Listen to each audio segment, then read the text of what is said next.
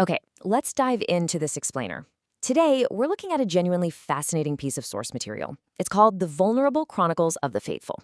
And rather than just jumping straight into dates or dry archaeological records, looking at these sources actually sparked a really interesting thought experiment for me. I want you to put yourself in this scenario for just a second. Think about this.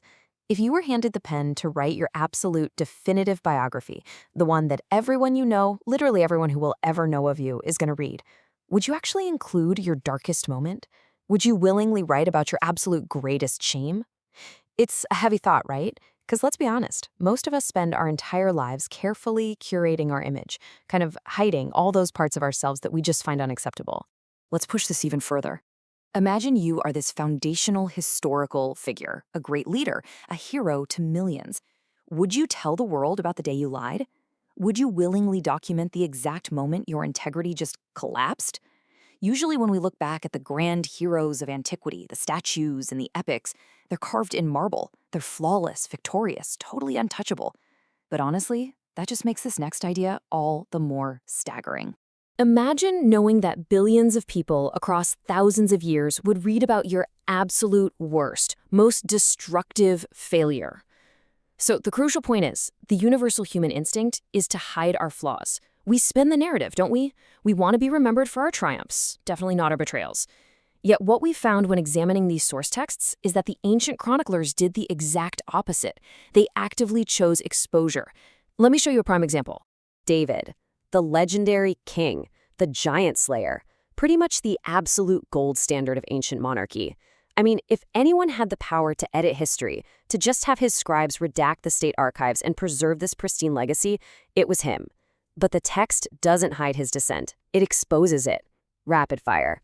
Bathsheba. Just a single word, but it represents this chaotic cascade of moral collapse, abusive power, and deep royal corruption. Uriah, the innocent man, the fiercely loyal soldier strategically sent to the front lines to die, literally just to cover the king's tracks. The tension in these ancient records escalates with this brutal, totally unflinching honesty. And then comes the confrontation. The prophet Nathan points his finger directly at the most powerful man in the kingdom. It is a shocking, terrifying moment of royal confrontation. There's no PR spin here, no diplomatic immunity, just raw, inescapable truth. David falls to his knees. This right here is the emotional climax, the devastating reality of his darkest moment permanently etched into the historical and spiritual record. The untouchable king is broken, exposed, and utterly defeated by his own actions. And the scribes who compiled these texts, they made absolutely sure we would read about it forever. But, as we dug deeper into the sources for this explainer, we realized something huge. David's exposure wasn't just some bizarre, isolated incident. There is a deliberate, consistent theme here, a clear pattern of brokenness.